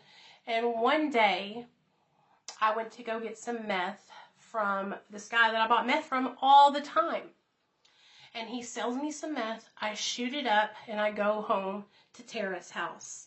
And I am already in full-fledged hallucinations. I'm looking on the carpet and I'm seeing blue Roxys. Oxycodone, blue 15, 30 milligram Roxy. The 15s are green, but the blue 30s all over the floor. And I am on the floor, you guys, and I am picking up cat shit probably, hair, whatever I could. And I put it in a spoon and I mix it up and I shoot it up. The next thing I know, I spike a fever. 102 fever. Bam! My face turns blood red. I'm sweating. I'm looking at Tara and I'm telling her, people are after us. There's people in the sky. And she is getting mad. She is like, calm down, Nicole. You are tripping. She's getting frustrated with me. So I leave the house and I walk outside and the next door neighbor calls 911. The police come first and they're like, ma'am, are you okay? And I'm talking in riddles. So they call an ambulance. And I get in the ambulance and I go to the first hospital. I'm there at the first hospital for like 3 to 4 hours, you guys. And I just finally said, fuck it. And I ripped off the things and I leave AMA. In that hospital bed, I seen Joe. He wasn't there. I seen my mom and dad. They weren't there. It was bad. So I leave AMA and I am walking down Markham Avenue at midnight with a t-shirt and a pair of boxers on and no shoes or socks. And I swear to you that every person driving by is trying to get me to prostitute for them. I swear they were all trying to get me to give them some ass.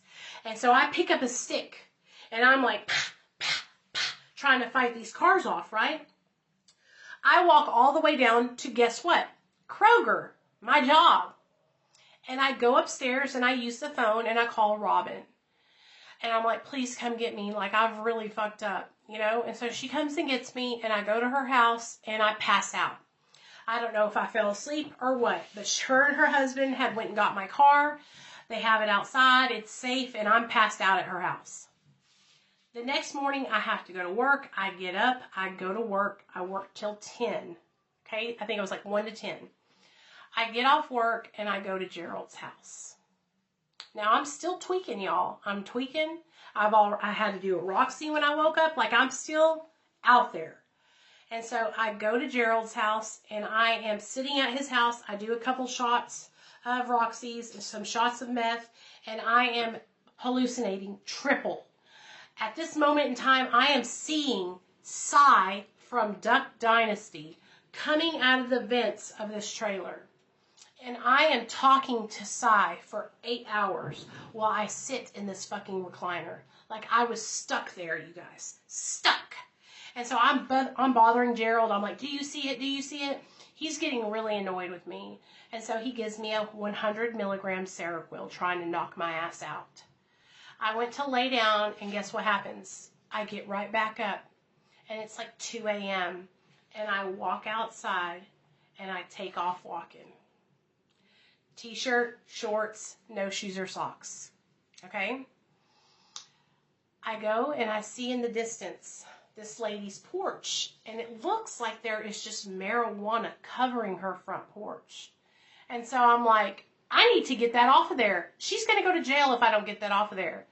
And so I grab a stick or a broom or something, and I am on this lady's front porch, and I am sweeping it.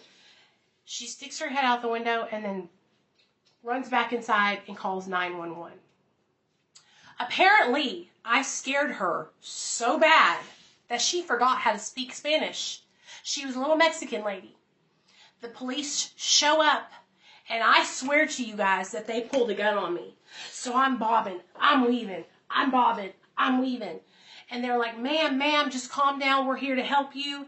And they get my phone and they call my mom. And my mom says, please, just take her to the emergency room. Please. And so they call an ambulance. Now, during this time, I am seeing my boss from Kroger. I am seeing my parents. I'm seeing Miss Brewer.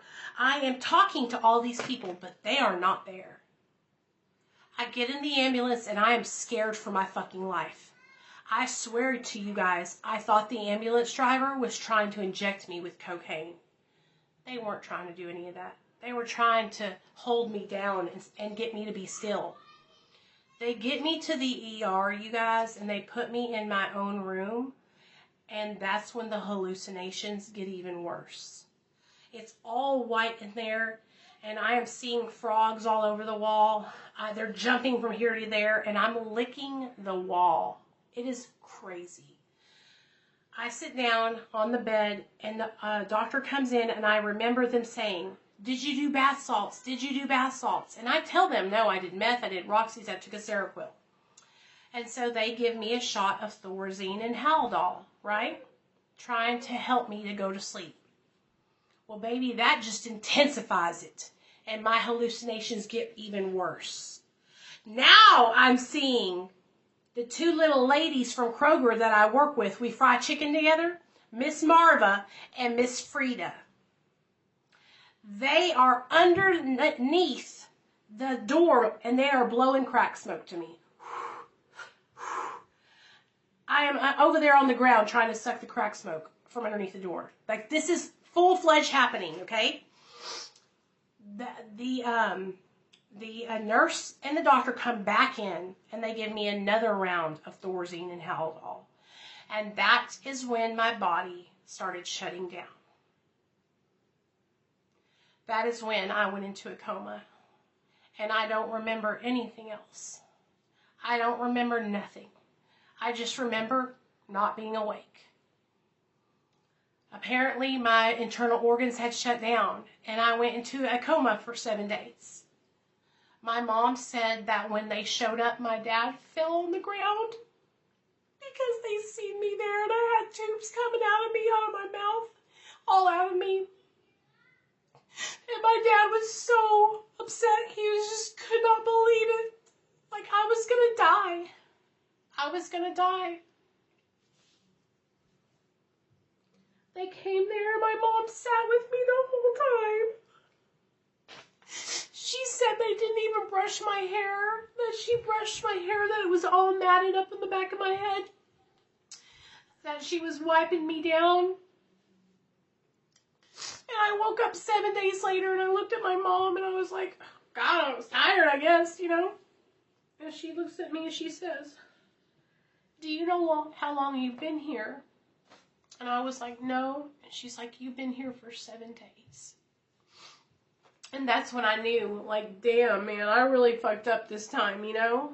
I had overdosed a lot of times, you guys, because one thing I would do is I would shoot Roxy's and then I would take Xanax bars, or I would already have Xanax in my system and then I would shoot Roxy's. And so I overdosed a lot. I've been to the hospital for overdoses 6 or 7 times, okay? So my mom was like, we need to help you. We need to get you out of here.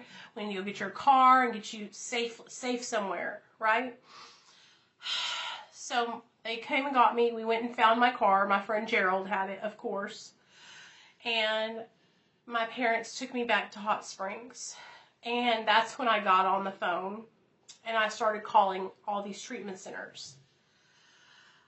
I found a treatment center called Recovery Centers of Arkansas. And I knew that that was probably going to be the next place that I went, but not before I went on a bender. And so I left and I went out and I got so high. I got a bunch of Xanax bars. And then I think it was maybe 2 or 3 weeks later, I made the decision. I went into treatment and I went into RCA. Now this was the year 2012 or 12-ish. Okay.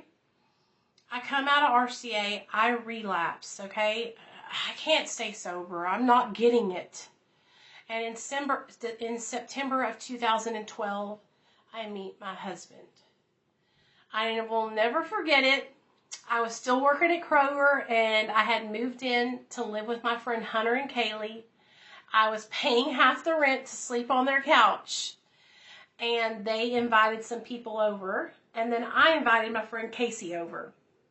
Casey brought Neil with him, and that's when I met my husband. And I will never forget seeing his little face. He had red hair, and it was spiky. He had freckles, and we sat beside him. I sat beside him, and we just started talking, and he was high, and I was high, and we just got to know each other, and I fell in love with my husband literally the first night I met him. Like, he was the most kind. He just understood me. We both understood each other. He was so kind to me. He opened the car door for me. He was paying for me to eat. I never had a guy treat me good like that. Even though he was actively in his addiction, he didn't let me try to take care of him. He took care of me, and I had never experienced that before. Now, he was in a MAP program. He was on methadone, and so he was trying to stay sober, but he wasn't being successful from meth. He was staying sober from opiates because he was on MAT, but he wasn't staying sober from stimulants. And so when we met, we were both just running hard shooting meth. And when I found out that he had a prescription for methadone, then I got on methadone. And then we both were sharing this prescription of 365 methadone 10 pills a month is what he was getting prescribed. And so we're splitting this. Well, for me, on methadone, honey, it's not me and methadone. We don't mix. I am so fucked up. I am nodding out 24/7. I am setting myself on fire with cigarettes. I start losing my hair. Losing my hair. I'm not talking like a couple of hairs fall out. I'm talking about full-on bald spots. Like I could pull my hair and there would be like a huge spot and it's smooth, like a circle spot. My hair is falling out. I go to the hospital or to the doctor and I think I have alopecia, right? Alopecia. It's got to be alopecia. You guys, my hair was falling out because I was so malnourished. I was abusing my body so bad. That's what was happening. Stress, being high all the time, that was what was happening. My hair was falling out because of that, because of my malnourishedness and the stress that I was putting my body under from abusing methadone, shooting meth, smoking crack, eating benzos. So me and my husband's addiction, once we met each other, it was like gasoline on fire. We went So when he took me to meet his family, they were not happy about meeting me because we were both just so bad in our addictions. And we weren't making each other's addictions better. We were becoming worse together. So I'll never forget it. It was December of 2013. I think it was maybe it was 2012. It was a couple months after we met. His parents sent him to treatment in Pocahontas, Arkansas, in this place where they didn't have a doctor, no nurses, nothing.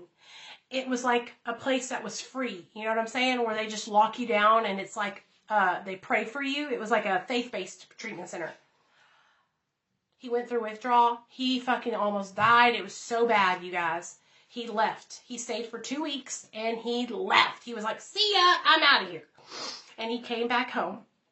Well, we knew we needed to get sober and we wanted to change our life. We just didn't know how, right? So we would stop using and we would white knuckle it together and we would go through withdrawal together and then we would relapse. And this was just like a vicious cycle, back and forth, back and forth, back and forth. One day I was standing in this kitchen right here and my father-in-law looked at me and he said, "Are you pregnant?" And I said, "How dare you? Are you saying that I'm gaining weight?" You know? He's like, "No, you're glowing. Are you pregnant?" And I was like, Al. No, his name was Al. "No, I'm not pregnant." A week later, I take a pregnancy test, and guess who's pregnant?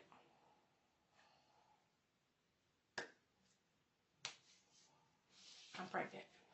It's 2013. Me and my husband are shooting meth, shooting oxys, taking benzos. We have nowhere to live. We're living with his parents. And I'm pregnant. I've already lived in a little apartment. We tried to make that work. We couldn't take care of ourselves. It was just like it was just a dope house when we were all shooting up together. Now I'm pregnant. And we sat down and I was like, "Listen, I understand if you guys don't want me to have this baby." Like, I was so afraid they weren't going to accept me and they were going to tell me to abort the baby, right? Neil's parents sat me down and they were like, no, we'll be here to support you. We'll help you through this. You guys need to get sober. You need to get better. This is your chance, right? And I even was like, you know what? This is it. I've got to make a change. You guys, I hate to even talk about this because I hate that I used drugs through my whole pregnancy. Somehow, some way, I was able to walk away from the opiates, but I stayed on methamphetamine, and I gave birth to my son, and I was high. In 2014, July 4th, he was born, and he was the most beautiful, perfect baby ever. He didn't barely cry. He was so well behaved. My mom and dad, they had moved to New York and they flew back from New York to see me have my son. My mom stayed for a week and taught me how to be a mom, taught me how to breastfeed, all that. And after my son was born, I stayed sober for 90 days and I relapsed. And when I relapsed that next year, it was a blur, but it was bad. I was leaving my son with his Gigi, my mother-in-law, and my husband and I were just relapsing. That's when my friend Tara called Child Protective Services on me. We had gotten into an argument one night, and she owed me money. She didn't want to pay it back to me, so I got it from her boyfriend. And she got pissed at me, and she called CPS. They came to my house about 3 times, and I guess I didn't know it, so they left a note on the door. And when I got that note, my heart dropped into my stomach. And that's when I knew the jig was up. I went to the office, I took a drug test, and I failed it. They came to my house, and they drug tested my husband. When that happened, they took my son.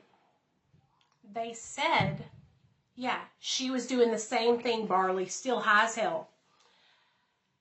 They said they wouldn't take Nate and that they were going to put an order of protection in place and that we would just have to go to parenting classes, right? Well, that's not what happened, and they took my son. So what I did was I went straight into treatment. I did not waste any time. I went into rehab that day that my son got taken away. For the next month, I was in treatment. It was hard. It was not easy. I was struggling. I was struggling with benzos. 2 weeks into it, they caught me taking benzos at the treatment center, and they sat me down with my caseworker, and they said, if you relapse again, we will terminate your rights. And that's when it just all started hitting me. Like, damn, I'm going to lose my child. And that's when I got serious. It was 2 days before his first birthday, Brenda. That's when I got serious, you guys. When they sat me down and they told me that I was going to have my rights terminated, I knew that there was no turning back. And I ceased all contact with my husband, and I started focusing on my sobriety. When I got out of treatment, my husband had went ahead and he had gotten into intensive outpatient. He had gotten on Suboxone, and he had gotten into meetings and was getting his sheet signed and doing the right thing. When I came out, my husband told me, I'm on Suboxone, I've been doing this, this, and this. And I remember looking at him and I was so upset. I was like, why did you get on Suboxone? You know, and he was like, Nicole, I need help. I can't do this on my own. I was so mad at him. For the next 3 days, I was angry. And then I started struggling. I started wanting to get high. I started having depression. And that's when my caseworker called me and she said, why don't you get on Suboxone too? My CPS caseworker. And this is 5.5 years ago, almost 6 years ago. And so I was like, I don't know, because I had always went to AA and NA. I didn't know, you know. And so we had a family meeting. We met with my doctor, my therapist, my parents, everybody. We all met. And that's when I decided that I would get on MAT also. I got on MAT, and baby, I started kicking ass and taking names. I got my sponsor. I started working the 12 steps. I got into therapy. I started chairing meetings. I was a secretary of the home group. I got busy. I went to parenting classes. I started saving money. I did everything, you guys. I was walking everywhere I went. I was thriving. I was kicking ass. I was going to all of my CPS meetings. I was seeing my son every week, 2 times a week, because he was so young. And I was doing it. I was doing it. Me and my husband did it. We didn't relapse at all. We stayed straight the whole time. Now, let me tell y'all about how hard it was with CPS, because it was not easy. I gotta let my dog out.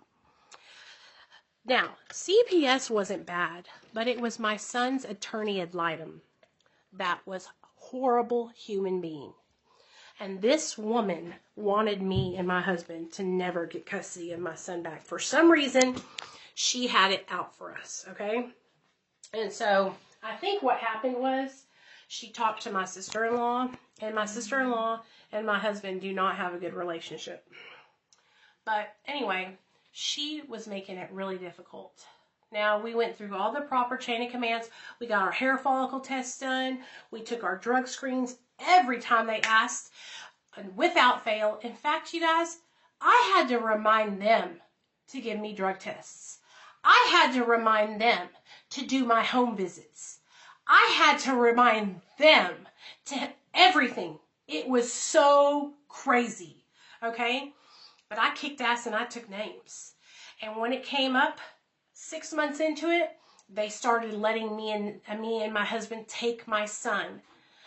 Good job, Monica. Out to like the store or go to the playground, and we got to do all that stuff, right? Thanks, Monica. I love you, girl. And so now we're getting to like taking places and stuff on our visits. Then at 8 months, we started being able to have him stay the night on Fridays and Saturdays. And then we would have to take him back on Sundays.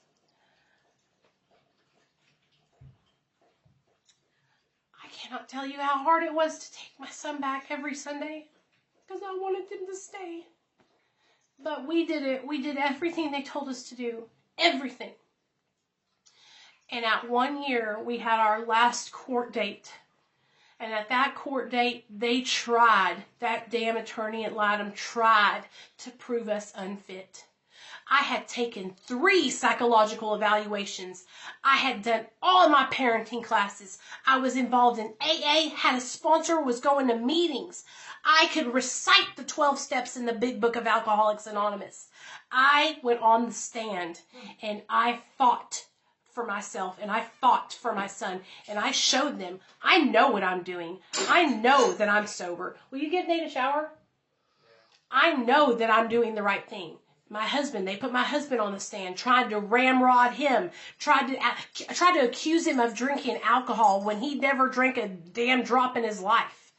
The lady tried to ask him a question, say, what do you think about drinking? And my husband goes, well, it's not illegal, but I don't do it. And she goes, so you drink alcohol? It was a whole shit show, this attorney ad litem trying to fuck us over. I'm serious as a heart attack, you guys. My doctor, my nurse, my therapist all took the stand to have our backs and to stand up for us. Because here's the thing, you guys. I might have been using drugs when I was when I had my son, but I wasn't a bad person. I love my son. I was sick. I needed help. Okay, I didn't need to be treated like a fucking criminal. I needed help, man. And so we fought and we won and we closed our case and we walked out of there and I said it. I will never be back here ever again. And I know my rights now. If that ever happened again, I wouldn't let them in my door. I would not let them pass my drive. They wouldn't step foot in here. But let me just tell you this. So, we got Nathaniel back. I'm sober. I've got a year sober now. It's been 1 year. I've been sober for a year, okay? And I'm doing really well. And I talked to my sponsor and I'm like, can I tell my story? Can I help other people, right? And my sponsor's like, I don't see why not. You got a year sober, right? And so I was like, okay. And so I started sharing my story on Facebook. And you guys, I have always been 100% transparent and honest about my journey with medication-assisted treatment. And so I was sharing about that during my story time on Facebook. And I got met with so much judgment from other people in recovery that it discouraged me so much that I deleted my Facebook and I stopped. I said, I'm not doing that. Fuck it. And then all of a sudden this fire got inside of me and I thought, if I'm getting judged, then I know other people are. And I was like, fuck that. I'm going to tell my story. And so I started my YouTube channel. And when I started my YouTube channel, nobody took me seriously. Everybody thought that I was just full of shit making videos, right? And I did. I made my videos from 2017, 2018, 2019. For 3 years, just hitting it hard, uploading every single day, making vlogs, sharing my life just like I do here. And guess what? That's when Dr. B found me. Dr. B found me and he said, why don't you come over on my channel and share your experience, strength, and hope? Or share your story, And I was like, a doctor wants to hear my story? Are you kidding me? And he's like, yeah, come on. And so we started doing videos together. I looked up to him so much. I still do. I still look up to him, right? My boss, Austin, was who introduced us, And so I looked up to them both. Austin, him, Dr. G. I'm still heavily involved.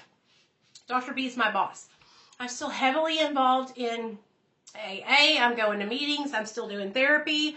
I'm doing everything that I'm supposed to be doing. My son, I have full custody of my son back. My little boy started school. All these good things are happening, right? 2019, the end of 2019, Dr. B calls me and he says, hey, we might have a job for you next year. January of 2020. Go upstairs and take a shower, please. Okay. Go take a shower, Nate. Go take a shower. He says, we might have a job for you in January of 2020. And I'm like, for me? And he's like, yeah. I'm like, okay. January of 2020, Austin calls me and they hired me, and I have been working with them ever since. I get to share my life with everybody, and I get to help addicts and alcoholics, and I get to live my life giving back, helping others, just like somebody helped me. And I started out, I was working for a little sandwich shop called Nuke's. Then I started working for Hallmark, and I thought I was always going to work, in retail. I was just like, I'm never going to be able to do what I really love to do, right? I was discouraged because a lot of people in recovery told me because I was on Suboxone that I couldn't help other people, that I couldn't work in recovery, right? I started out on 12 milligrams of Suboxone, and I started tapering in March of 2019, and I've gotten down to 2 milligrams. And let me just tell you guys this. Medication-assisted treatment, therapy, and the 12 steps saved my life. No, Amanda. No. He's Nathaniel Alexander. So he's got his daddy's first initial in his name, Nate, and then Alexander, because his grandpa's name. And yeah. So I fought tooth and nail to get to where I'm at today. And so when other people try to disregard what I'm doing or talk shit to me or treat me disrespectfully, I just do not have that, you guys. Thank you. Hey, Michael. Michael, how are you doing, buddy? I want you guys to understand something. I worked my way up from the bottom. I clawed my way to where I'm at today. When I got sober, I started reaching out to anyone that had longer time than me. I found other women that had 5 years, 10 years, 20 years. My last sponsor that I've been working with has 33 years sober now, 34 years sober. A long time. I surround myself with other people in recovery who help support me every single day. Okay? I didn't just wake up one day and say, oh, I'm going to do this. I have worked my butt off to get to where I am. Okay? To get to this point.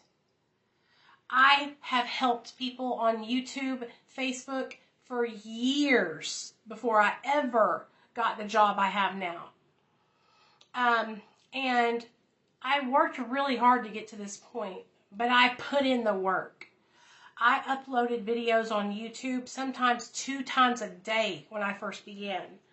I did not just get in and half-assed it. I hustled my way all the way up to where I'm at today. Okay, and so it's important, I think, for people to understand that. Like, I didn't just expect things to be handed to me. I started working right away. I got a job right away. I've always worked right away. When I got out of treatment, I got employed, okay? I have a felony on my record. I still got employed.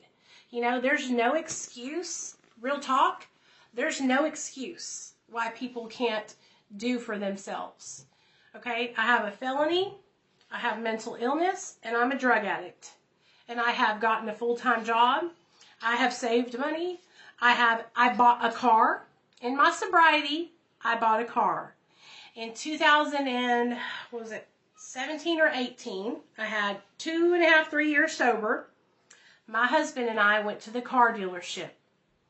I had to have a co-signer because my credit's shit, but my husband was able to co-sign for me a car. And so I now have a 2016 Mazda 3 with under 50,000 miles on it. Under 50,000 miles on it. My husband and I, we can take vacations now. We go to places like Branson. We go to places like Silver Dollar City. We go to Pettigene. We love taking trips when we have vacation time. I've flown out to California twice now, and I'm going back in June to work with my bosses. Like, I have worked my way up from the bottom. I was homeless, okay, you guys? I had nothing. My parents didn't save me. They didn't take me and say, here, you can live with us and we'll take care of you. They kicked me out when I started using drugs, okay? And I was, like I said, paying to sleep on people's couches. I have always worked hard for what I needed, whether it was an active addiction or in sobriety. And so that's why when I, here on my TikTok, that's why I'm so serious about my sobriety, you guys, because it's not a joke to me, because I worked hard to get here. Every single thing I've done has been me working my ass off. So, any questions? That's my story. That's my story. Now I'm able to help people. I have full custody of my son back. Like I said, I am very involved in the recovery community. I have a YouTube channel, Real Talk Recovery with Nicole. I have a podcast, Real Talk Recovery. I have a Facebook group for recovery support. I have this TikTok channel. I have guests on my YouTube channel every Monday and Friday. And this past Monday, we just had Daniel from the guy who makes the Becky videos. This Friday, we're having Kyle from Sober Dogs come on and tell his story. I want to help other people. I want to help other people by sharing my story. Okay? I am literally a shining example of what all of you guys can do. I didn't have any certain circumstances. I didn't have any, like I had it hard. I waited, oh, it's uploaded now, Tina. Right. When I first got sober, I didn't help anybody either. My sponsor told me not to do anything, Kelly, she wouldn't let me until I had a year sober. And that's another thing why I don't understand a lot of people on TikTok, because I'm worried for them. If you're under a year sober, you need to be totally focused on changing your life around. And that's why a lot of people don't succeed, because they don't listen or take suggestions. Hey, Chris, I love you, man. Yeah, it's uploaded on my channel right now, Menching. What happened to Hope Shots? I need people to resend me. Listen to me. I was going to upload Jay's, but I forgot. Honestly, those text messages, if you sent me a picture, I will do your Hope Shot, but I need you to send me a message so I can get your message to come up to the top. I've talked about that a couple times, Dee Dee. I guess you weren't in here for that. Resend me a message so I can see it, because it's gotten buried in my texts. Yeah, you can watch it now. It's up. That was a very good story. Do you plan on writing a book? I wish. I wish. Totally agree. 13 months and still have a lot of growing to do. And so listen to me, you guys. Like, honestly, like even I know at 5.5 years sober, even I know where I know when I can't handle something. When I have too much coming on my plate, I'm honest with people. Because I have people ask me every single day, Nicole, will you sponsor me? Nicole, will you do this? I say, no, I cannot. And do you want to know why? Because I want to be able to give that person 100% of my time. And so I know that my plate is literally loaded right now. And so I know, I know myself and I know what I'm capable of doing. But, it was hard for me. In early sobriety, I got excited because I wanted to help other people. But I'm so glad that I had a sponsor that helped me, because I wouldn't be here today if I hadn't listened to her.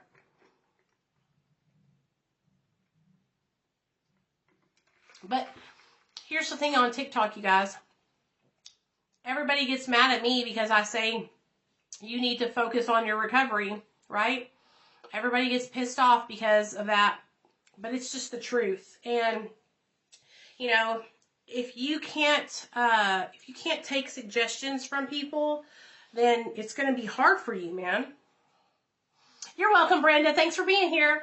And you guys, thank you for all of you guys that are here, that were listening to my story, that actually sat and listened. You know, yeah, I tell a lot of my business. I tell a lot of my crazy story times, you know.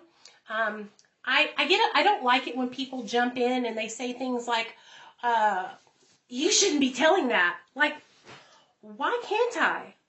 Why can't I? You know? This is social media, first of all. We're not in an Alcoholics Anonymous meeting. We're not in a Narcotics Anonymous meeting. So that's first and foremost. If I was in an Alcoholics Anonymous meeting, I would kind of shorten my story and not tell so much of those details because it's just not needed in there. But in here, this is how we relate to each other. You guys hearing the crazy dumb shit that I did, you guys can say, damn, Nicole, I did that same shit too. That is how we connect. And if people can't understand that, I just don't understand how people don't understand that. You know? Also, I want you guys to stay and actually listen to the story. So I have to keep you entertained. You know what I'm saying? I have to keep you entertained, right? And so that's part of here on social media is keeping y'all entertained also. So this isn't the same as just being like in a recovery meeting, you know? This is social media. And so that's part of what makes me so good on social media is because I know how to keep people entertained. Baby, I know what I'm doing when it comes to storytelling. Do you know what I'm saying?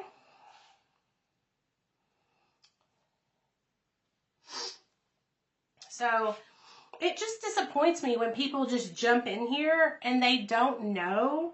They don't know me. They don't know the situation. And they just kind of jump into making judgments. You know what I mean? Okay, so do you guys have any questions? If you do, go ahead and ask them and I'll answer you guys.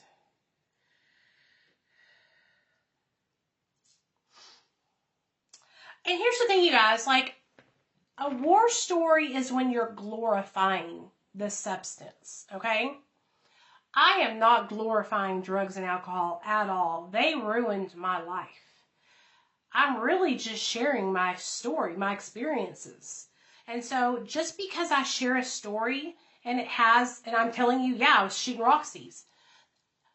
War stories and where you're like reminiscing and you're like, oh yeah, man, I can't wait to get out so I can shoot another Dilaudid, right? I can't wait until I get out and I like to smoke a joint or whatever, right? Thanks, Kimmer. I appreciate you, baby. That's what I think a lot of people don't understand. Not you, Amanda, but a lot of people comment and they'll be like, Nicole, you tell too many war stories. I'm literally telling my story. Like, this is my whole story, you know? Yes, Teresa, I have heard of it, and I got into a little tussle with somebody the other day because people are going around and saying that it's a cure for addiction when it's not. And I don't like it when people go around and spread half-truths. Yes, if you want to take Ibogaine and trip and reset your brain, have at it. But I cannot understand why people want to give other people that false hope. Okay? If you do Ibogaine and you come back and you do not go into therapy and you do not start working on yourself and you do not get involved in recovery, you will relapse because there is no cure for addiction. Okay? So, yeah, Ibogaine is it's plant medicine, and it is a medication or a plant that basically it's a psychedelic, and it helps you start tripping balls.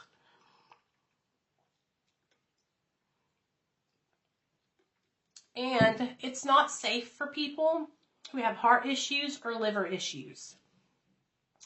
And so, Kelly, have you heard of it? Ibogaine is psychedelic. You take it, you have to go to Mexico or another country to get dosed with it. Okay, first of all. Second of all, it's not safe for people who have heart problems, liver problems, any of that kind of stuff. So you have to be in good health and good shape to get it done. They give you the plant medicine, and then you like literally start sweating, projectile vomiting, hallucinating, all this stuff happens, right? It's supposed to be during like a thing where a shaman is like there. It's crazy, guys, okay?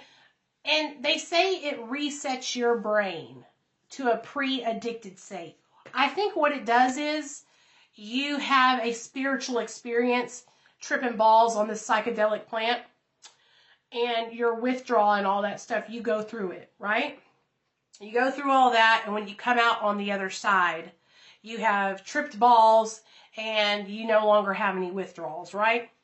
But the whole thing is, if you don't come back and do anything no, I've never tried Ibogaine. If you don't do, but I know people who have done it, who talk about it all the time, and who, the only thing I can tell you is they talk about it a lot because somebody's paying them to talk about it. I think somebody's paying them to recruit people to go and do it all the time. Yeah, Amanda. Oh, God, James Sweezy. I know James Sweezy. I've known James Sweezy since I got sober 6 years ago. He's something else, too. And I think a lot of these people, they get paid by these Ibogaine clinics to talk about Ibogaine and try to get people to do it.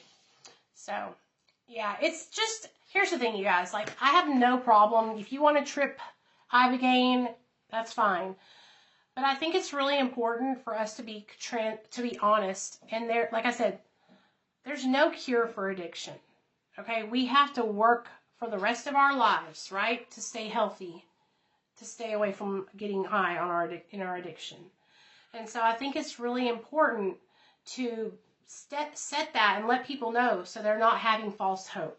And when I hear people say things like, it's going to cure your addiction, it makes me mad because I feel like they're doing that to almost prey on people to get them to do the treatment. And I've heard so many people say it. But anyways, that's what I know about it.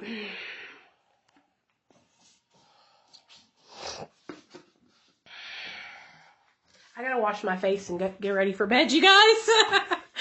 I hope you guys enjoyed my story time. I really, really do. And like I said, you guys, I'm here to share all of it. So if you're somebody who gets offended, doesn't understand, I'm really sorry. But I share everything. And I really hope you guys were inspired. I hope it helped you. And I hope you guys know that if you ever need anything, you can always reach out to me.